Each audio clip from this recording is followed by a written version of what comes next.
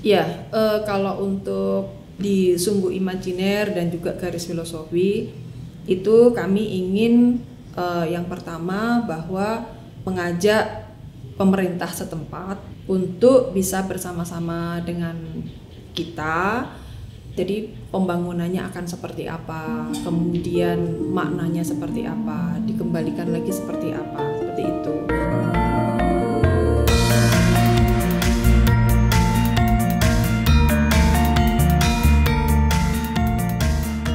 Salam Rahayu, jumpa lagi di podcast Rembuk Rasa Putri Kedaton.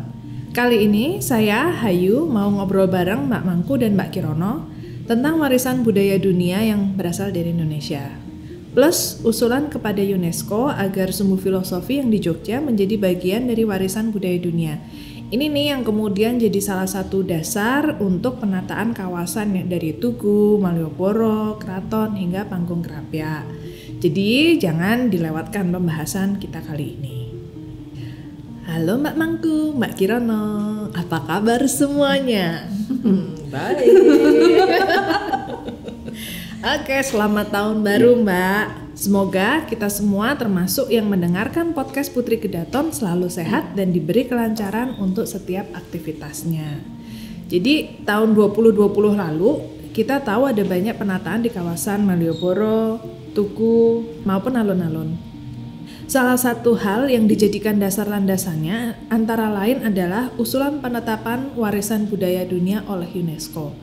Nah, monggo Mbak boleh dijelaskan alasan dan informasi yang lebih lengkapnya. Mbak Mangku mungkin?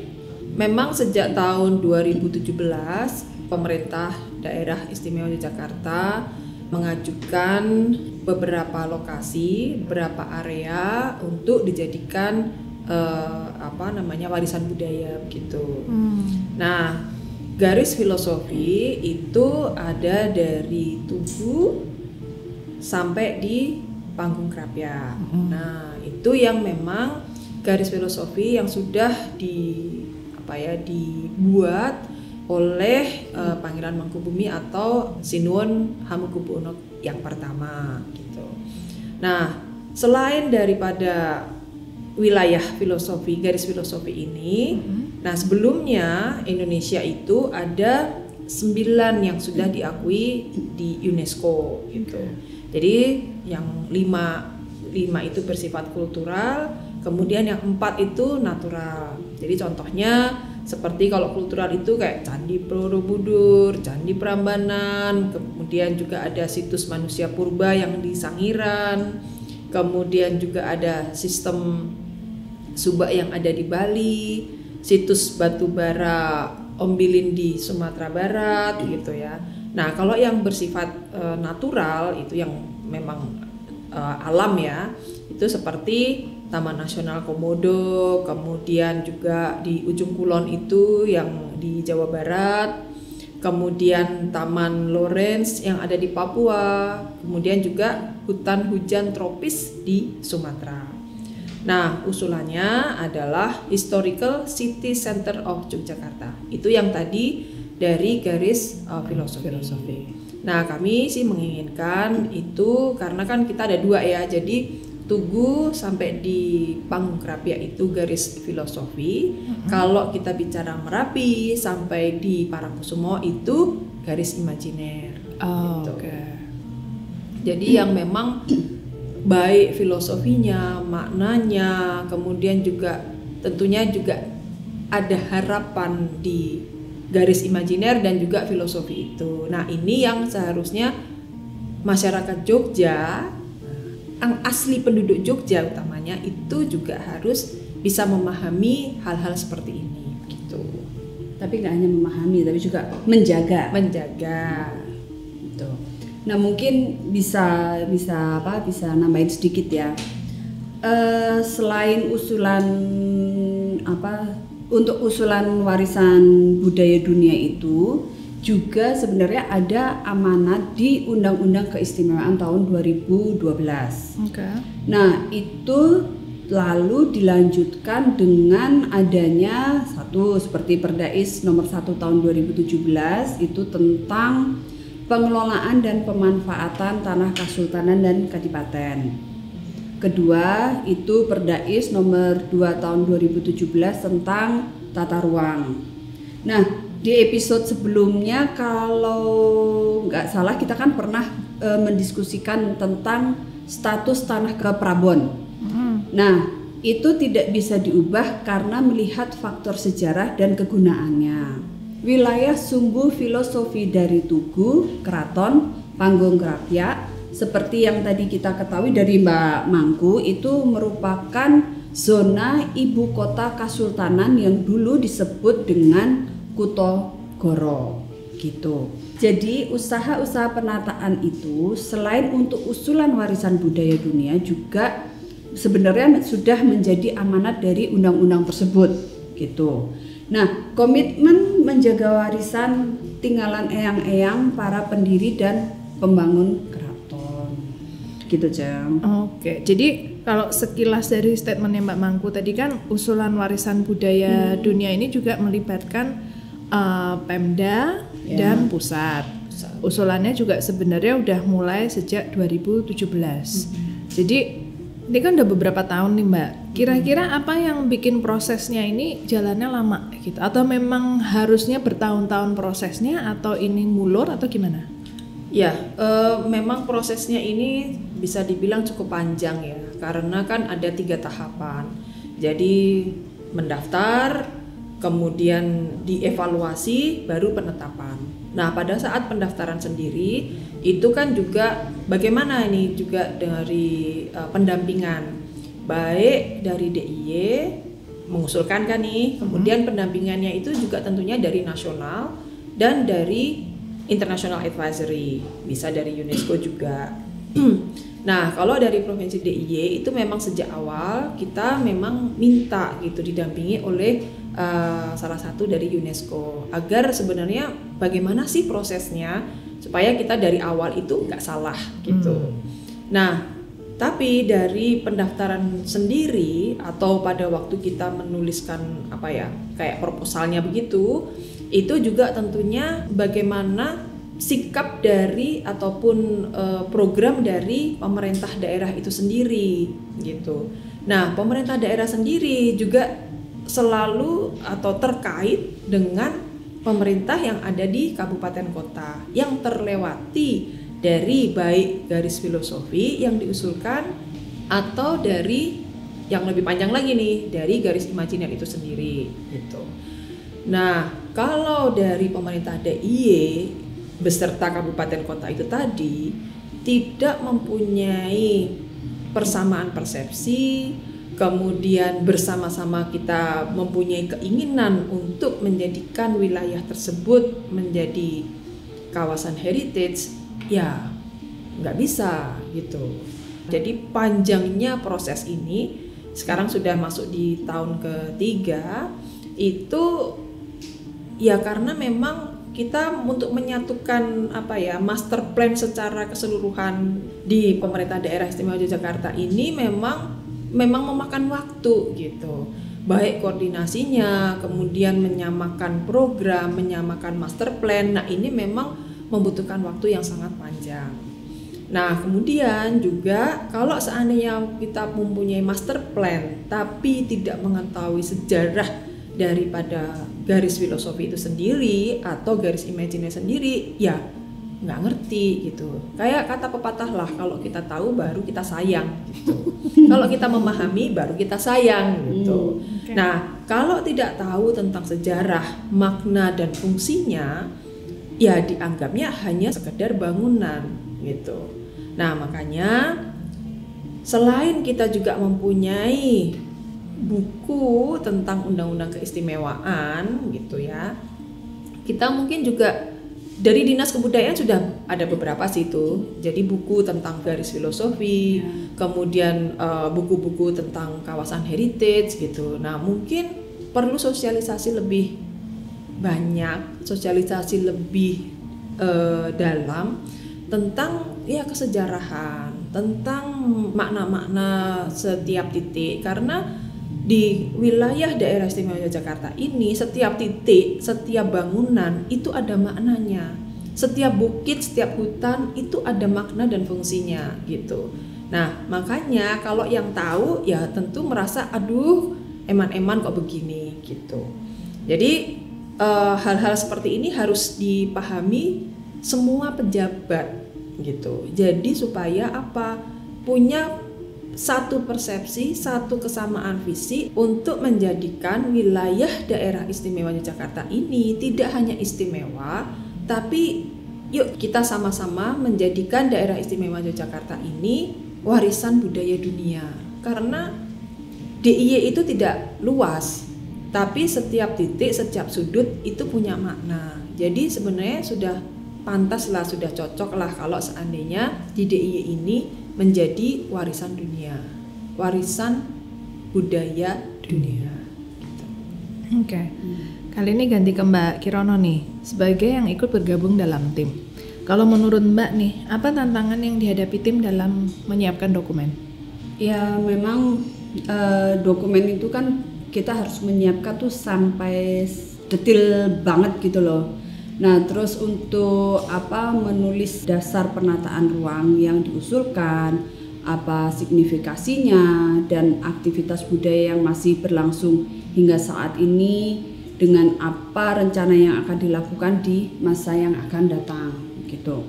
Nah, kalau untuk dasar-dasar tata ruang tentu kita masuk dalam kriteria sebagai masterpiece of human creative genius gitu. Kita tahu Eyang Sinuhun pertama atau Pangeran Mangkubumi itu menciptakan tata ruang yang menghubungkan bentang alam dari Gunung Merapi hingga Laut Selatan.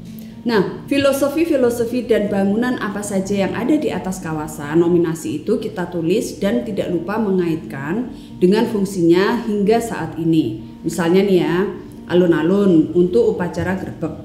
Dan masjid juga demikian, termasuk untuk sekaten. Nah, ini yang kita data dan kita tuliskan. Yang lebih sulit atau yang kadang-kadang menantang itu untuk menjelaskan rencana di masa depan.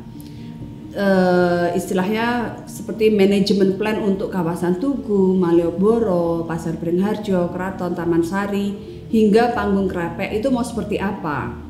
Nah, ini kan bukan sekedar kerja menulis dokumen ya, tapi juga melibatkan pertemuan, konsultasi dengan para stakeholder. Mbak Mangkubumi misalnya harus ketemu dengan para camat yang sekarang kita sebut dengan istilah penewu, lalu lurah hingga tokoh masyarakat di lingkungan keraton. Karena penataan tempat parkir, alur wisata, perniagaan itu semua masuk penilaian apakah mendukung atau tidak terhadap upaya pelestarian budayanya. Gitu. Oke, ya ini paham sih kalau benar-benar kerja panjang. Jadi kayak misalnya kan kalau di sekitar keraton itu pohon-pohon beringinnya itu kan juga kalau istilahnya kalau ada yang tumbang itu kan harus pembibitannya kan harus tertentu kan, nggak bisa sembarang beringin. Jumlahnya juga tertentu, bisa dikurangi, nggak bisa ditambah. Ya, terus begitu juga pohon-pohon yang dari utara ke selatan itu kan juga ada jenisnya. Ya. Kalau masyarakatnya nggak tahu semuanya berubah jadi pohon mangga gitu kan. Jadi misalnya kayak Tepas Tondoyekti itu pernah kita mau bikin artikel tentang tumbuh-tumbuhan yang bermakna ini. Jadi harusnya pohonnya itu kueni dan pakel. Begitu ditelusur sambil pada ngitungi jumlah pohon tuh kok bisa di mana lagi semua. Gitu. Jadi kayak gitu kan kalau masyarakat jadi tahunya hanya mangga ya. Jadi kan kayak gitu kan kalau masyarakatnya atau pejabatnya sendiri kayak waktu itu yang renovasi terus tahu-tahu kita semua loh beringinnya kemana? Itu. Ya kayak gitu-gitu. Jadi ini memang melibatkan banyak pihak dan sensitif. Atau kadang kan urusannya juga menyangkut duit, gitu kan, dan penghidupan orang banyak. Ngarso Dalem sendiri boleh dibilang dalam beberapa kesempatan itu sudah menyampaikan agar proses usulan warisan budaya ini benar-benar dikawal serius. Nah, Mbak Mangku, dari arahan Ngarso Dalem atau selama proses itu, apa alasan mendasar untuk Yogyakarta itu ikut dalam proses usulan itu?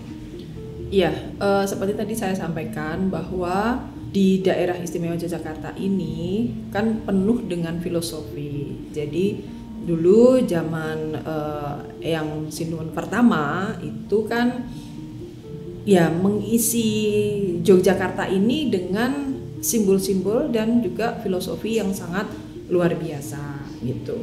Nah, kenapa Jogja juga ikut mengusulkan? Karena memang ya, jadi kita sebagai generasi berikutnya ini itu yang kita mempunyai tugas untuk menjaga, merawat dan melestarikan, tidak lebih tidak kurang gitu. Jadi ya PR kita 3 itu, tapi ternyata dengan 3 itu banyak sekali yang harus kita kerjakan.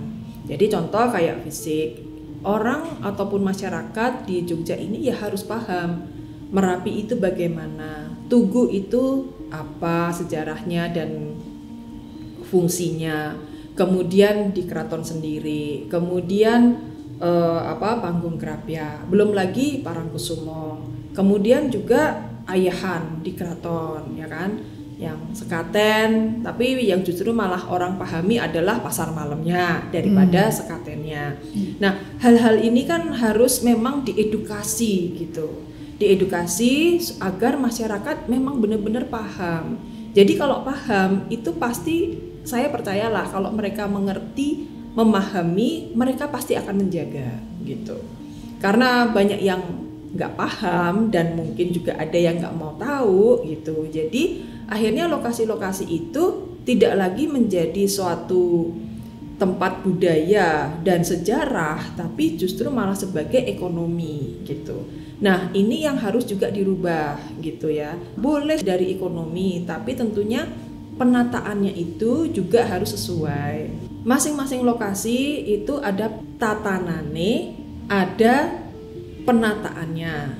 Makanya kita juga punya namanya Dinas Tata Ruang, kan, nama pertanahan. Nah, tata ruang sendiri itu juga ya saya sih pengennya ngajak yuk kita membuat tata ruang yang lebih detail, tidak hanya master plan atau menjadi kawasan. Kita kembalikan lagi wajah Jogja seperti dulu zaman Eyang HP1 membuat gitu. Jadi kalau kita tahu itu, sekali lagi kalau kita tahu ya pasti kita akan memahami gitu. Kalau kita mengerti tentang kesejarahan, tentang ceritanya zaman Eyang HP1 itu membuat, pasti kita akan memahami gitu. Nah, makanya orang-orang yang memang tidak paham ya pasti ya itu tadi beralih semuanya pada ekonomi dan hanya untuk kepentingan sendiri, tidak untuk masyarakat gitu. Nah, ayolah saya utamanya pengen mengajak masyarakat Jogja utamanya untuk bareng-bareng yuk kita menata agar Jogja ini ya seperti fungsinya pada waktu Eyang HP1 membuat gitu. Jogja adalah kota yang daerah yang mengandung sejarah, mengandung filosofi yang tinggi. Jadi makanya itu disebut Jogja adalah daerah istimewa. Tidak hanya istimewa dalam hal penataannya saja, tapi filosofi, kita punya filosofi yang tinggi. Belum lagi kalau kita bicara keris, gamelan ya, yang memang harus kita kita jagalah gitu. Kita sudah diberi gamelan yang lama-lama, yang tua-tua itu gitu. Bukan berarti sudah tua terus nggak dipakai gitu. Tapi bagaimana kita harus terus merawat di situ gitu. Nah, makanya kepengurusan untuk kita menjadikan kawasan itu menjadi bagian daripada warisan budaya dunia itu ya kita mengajak masyarakatnya untuk paham. Kita mengajak pemerintah baik di DIY ataupun kabupaten kota untuk bersama-sama gitu. Kemudian penataan, pembangunan di wilayah yang terkena warisan-warisan budaya, area-area warisan budaya, ya itu harus didiskusikan bersama gitu. Jangan hanya sekedar membangun atau itu menjadi programnya pemerintah kota atau kabupaten, tapi kami dari keraton dan dari puro sebagai yang terkena kawasannya ataupun di wilayahnya juga ya harus dikasih tahu gitu. Kadang-kadang kan kita ngerti loh, oh kalau malah dibangun lah, padahal itu area kita, nggak ngomong sama yang punya, istilahnya begitu. Nah kita terima kasih lah sudah dibangun, sudah dipercantik, tapi kan ada satu sisi yang maknanya sendiri kalau dibangunnya tidak sesuai, akhirnya hanya sekedar cantik gitu, tapi tidak sesuai dengan filosofi pada waktu membuat gitu. Nah, kalau tidak sesuai akhirnya ya orang memandangnya jadi berbeda gitu. Nah, itu hal-hal yang memang perlu diperhatikan. Jadi penataan di wilayah warisan budaya dimanapun titiknya yang ada di Jogja ini, itu ayo kita bersama-sama. Jangan hanya satu pihak pemerintah saja atau hanya keraton saja, tapi ayo kita bersama-sama agar kesemuanya ini, semua lapisan, semua lintas, semua lembaga itu juga supaya kita saling mengisi dan saling memahami apa yang dibangun itu juga tidak hanya cantik tapi juga bermakna sesuai dengan fungsinya gitu. Oke. Ya istilahnya kayak ada nih Mbak Mangku, satu bangunan milik keraton itu saya berterima kasih dibantu oleh salah satu dari perusahaan luar lah, maksudnya perusahaan dari bantu memang cantik, cuman sebenarnya harusnya warnanya gedungnya itu adalah kuning gading, tapi dia ganti biru sih biru muda. Aku cuman bingung, kok begini? Ya karena perusahaan itu base warnanya itu biru muda. Walaupun dia tidak memberikan simbol ya. Nggak gitu. pakai branding, tapi pakai warna company. Iya, begitu gitu. Ya. Terus jadi kan ya hal-hal seperti ini kan jadi repot di kita. Tidak hanya kita tidak memerlukan itu cantik gitu, tapi kita memerlukan mengembalikan ada fungsinya ya, termasuk warna cat, bangunan, mungkin model kuncinya, model tangganya. Ya, terus ada mungkin ada gambar yang di atapnya begitu, mungkin bunganya seperti apa tapi terus diganti bunga apa ya, seperti tadi lah dari mangga kueni itu diganti mana lagi. Ya mungkin kalau orang lewat biar bisa metik untuk oleh-oleh mungkin ya. Nah selama ini kan orang itu kan fokus pada masalah penataan ruang, tata ruang lah gitu. Nah padahal kan seperti yang tadi Mbak Mangku sebutkan itu kan bahwa warisan budaya dunia lainnya yang sifatnya nih ya yang non real atau situs itu juga ada di keraton. Yang tahun 2008 itu ditetapkan oleh UNESCO itu adalah keris dan wayang. Nah kalau tahun 2009 itu batik gitu. Nah ibaratnya orang itu kan setiap hari kalau memakai baju tradisional Jawa peranaan itu kan pasti memakai keris dan memakai kain batik kalau ke keraton gitu.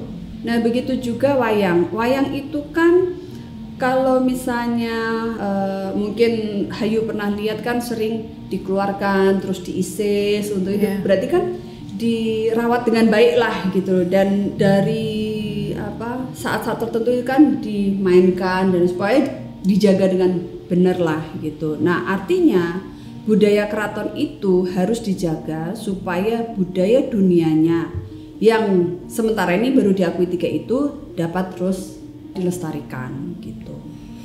Ya jadi mungkin bukan cuma hanya lestari, kan masih dipakai hari-hari, tapi penting juga untuk orang itu paham maksudnya. Jadi kalau misalnya abdi dalem itu setiap hari pakai peranaan, kalau memang dia sudah boleh pakai keris ya dia harus tahu kan beranggahnya tuh Jogja apa Solo. Kalau orang kan mungkin sekarang nggak banyak sama. Begitu juga dengan motif batik, ya toh mungkin namanya sama. Tapi pewarnaan ataupun kadang cara peletakan, cara menggambar motifnya itu kan beda antara yang Solo dan Jogja gitu-gitu. Jadi bukan hanya dia pakai batik, tapi ngerti itu raketan batik itu mana gitulah. Itu kan. Terus pelestarian bukan hanya yang penting kita pakai batik, tapi printing. gitu kan. Jadi nanti yang justru yang tulis dan cap itu akhirnya kalah dengan yang Printing. yang penting ekonomi, dia murah, bisa disebarluaskan dengan cepat.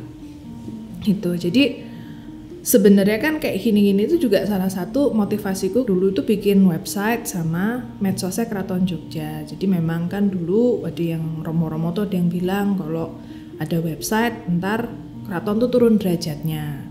Padahal kan tujuannya ya supaya orang itu paham gitu kan yang bener ki opo. Jadi bukan cuma hal-hal yang mistis tok yang beredar dari satu grup WA ke grup WA yang lain gitu kan. Tapi makanya kalau misalnya terus tidak disebarkan informasinya kan gimana orang bisa paham? Ya nanti kayak masalah pohon kueni tadi itu ya bukan hanya itu lagi, ntar pohon beringinnya yang bos jadi pohon apa? Itu kan? Sekarang yang baru mahal pohon apa ya? Mungkin diganti itu. Nah, jadi aku juga percaya kalau orang itu paham, maka dengan sendirinya dia akan ikut jaga, gitu kan? Secara tidak langsung website atau istilah sosial media keraton itu juga mengedukasi masyarakat ya, menginformasikan gitu. Jadi kan kalau memang karena budaya Jawa itu kan penuh simbolis, makanya jadi arsitektur itu dari segi ukiran, warna, letak itu pun pasti penuh dengan simbol gitu kan. Makanya itu tadi kuning gading tahu-tahu dari biru ya itu akan kehilangan sebagian dari filosofinya sendiri. Ya dah, berikutnya nih. Jadi kalau ke depan untuk tata ruang di wilayah Semu Filosofi gitu mau ada rencana seperti apa atau rencana umumnya untuk mendukung usulan ini gitu, kalau bisa ngasih bocoran gitu Mak Mangku mungkin? Ya, kalau untuk di Sumbu Imajiner dan juga Garis Filosofi itu kami ingin yang pertama bahwa mengajak pemerintah setempat untuk bisa bersama-sama dengan kita. Jadi pembangunannya akan seperti apa, kemudian maknanya seperti apa, dikembalikan lagi seperti apa, seperti itu. Dengan kebersamaan itu, jadi kita sekali lagi kita saling mengisi dan saling memahami gitu. Tetap kita punya keinginan bahwa daerah istimewa Yogyakarta ini menjadi warisan budaya dunia gitu. Kami bukan berarti untuk sok-sokan begitu, enggak gitu, tapi kami lebih menginginkan agar masyarakatnya yang di daerah istimewa Yogyakarta ini bisa memahami dan bersama-sama dengan kita menjaga dan melestarikan, karena wilayah-wilayah warisan budaya tersebut sudah ada yang memang bangunan, tapi ada juga yang banyak juga sih yang masih juga ada operasionalnya gitu. Ada operasionalnya begitu, jadi masih difungsikan gitu. Nah, tentunya usulan-usulan yang kita mengusulkan garis filosofi aja ada 22 titik kawasan warisan budaya yang memang itu harus difungsikan, kemudian ditata gitu, agar satu garis itu kembali bisa diusulkan ke UNESCO begitu. Jadi kalau kita tidak tertata, karena kan yang paling penting adalah pengendalian pembangunan di wilayah sekitar kawasan warisan budaya itu tersebut. Kalau pembangunannya tidak bisa dikendalikan, ya akan mengganggu kawasan tersebut dan kita akan kesulitan untuk mendapatkan status dari UNESCO untuk kita mengapresiasi kawasan-kawasan tersebut gitu. Jadi tentunya kami bersama-sama lah, baik dari keraton, dari puro, dari pemerintah DIY, pemerintah kabupaten kota dan masyarakat yang ada di sekitarnya, yuk kita bersama-sama bisa menjaga dengan mengetahui sejarahnya, maknanya dan sebagainya. Nah, mungkin dari Tondo Yekti juga bisa nih bagian dari mensosialisasikan, mengedukasi gitu ya, lebih luas lagi agar masyarakat ngerti. Contoh, di kawasan Merapi dan di kawasan Parangkusumo, kita setiap tahun ada ayahan. Ada upacara tradisional setiap tahun gitu di situ. Tapi apa? Justru dua kawasan ini yang rusak. Penataan tidak maksimal gitu, seenak-enaknya aja orang, ya itu tadi tidak menjaga dalam budaya tapi memfungsikan sebagai ekonomi. Lah terus gimana? Padahal dua tempat ini paling utamalah kita ini untuk ayahan di keraton ini, tapi justru jelek, rusak kawasannya. Nah, ini bagaimana peran dari pemerintah gitu untuk ayo bersama-sama dengan kami gitu. Belum lagi Tugu. Oke, Tugu sekarang direnovasi, cantik gitu. Tapi maknanya apa dengan ada bulet-bulet di sekitar itu? Gitu loh. Kan nggak bisa. Tugu itu bukan hanya bangunan tugu, tapi itu adalah garis simbol dari manusia bersatunya dengan kita menghadap Tuhan. Lah kenapa ada kursi-kursi di situ? Orang-orang banyak yang berkumpul di situ. Ayolah kita mengapresiasi, kita menjaga tugu itu. Gitu. Berarti sebenarnya itu nggak usah bulat ya, tapi segitiga gitu ya Mbak? Apanya segitiga? Yang bulat kursinya.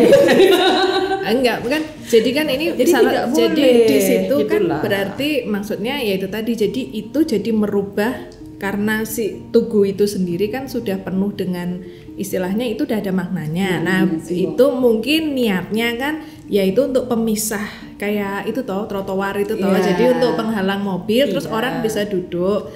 Tapi kan itu salah satu istilahnya pengerjaan yang jadi mengubah makna dari merubah makna gitu loh. Itu kan simbol kita menghadap ke Tuhan loh. Gitu loh. Nah, kenapa pembangunan jadi seperti ini? Kemudian juga kalau dari tata ruangnya di Tugu itu kan persimpangan yang rame gitu loh. Nah, kalau terus ada bulet-bulet itu, kemudian encourage orang untuk duduk. Orang-orang duduk. Nah, ini bahaya terhadap lalu lintas itu juga bagaimana gitu loh. Nah, ini kan hal-hal yang perlu diperhatikan gitu loh. Aku pernah sih. Jadi itu kan mirip sama yang di titik nol toh. Jadi waktu itu kan aku mau dari arah Taman Pintar itu, ceritanya kan mau ke selatan. Nah ternyata orang wisatawan itu pada aku sampai bingung.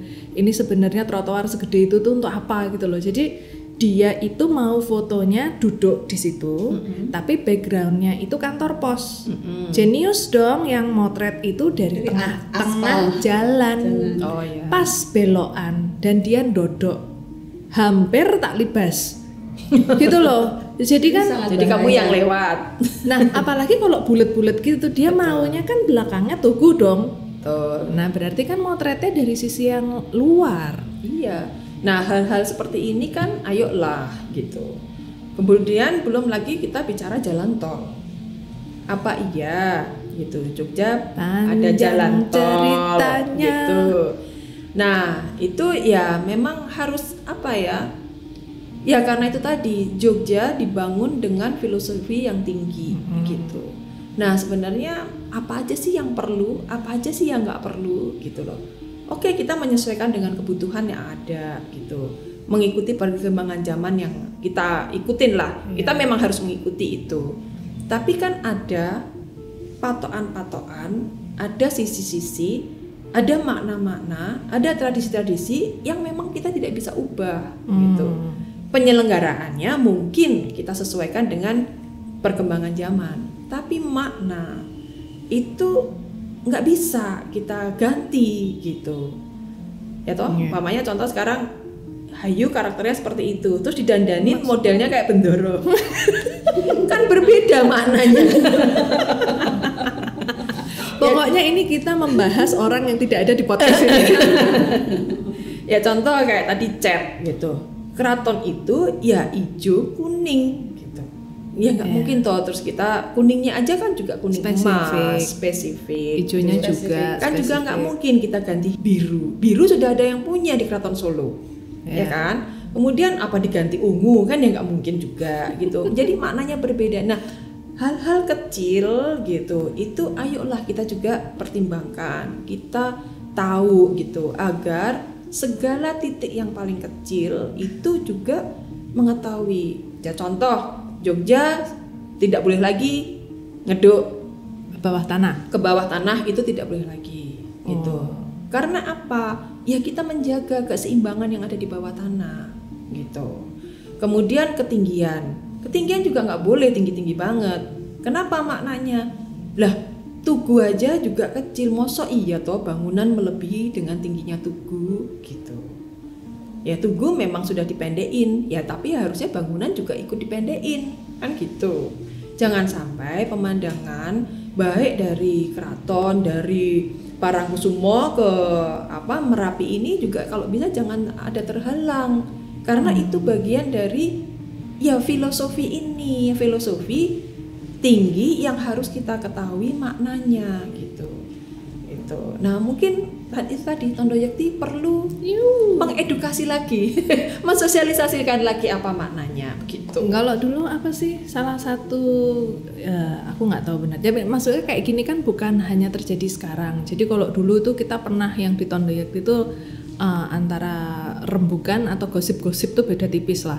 Jadi misalnya kayak pembuatan jalur kereta yang di stasiun Malioboro itu kan dia memang sengaja di situ karena dalam rangka berusaha memotong sumbu filosofi itu. Jadi garis lurusnya itu dipotong sama Belandanya gitu.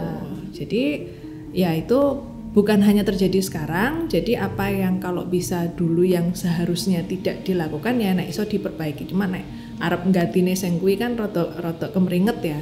Jadi paling enggak berarti yang lain lah yang masih bisa kita cegah gitu kan, yang masih bisa kita putar balik gitu ya. Mbak ini udah agak panas, Mbak Kirono mau nambahin nggak? Nah, udah cukup kayaknya Mbak Mangku udah panjang lebar dan komplit gitu.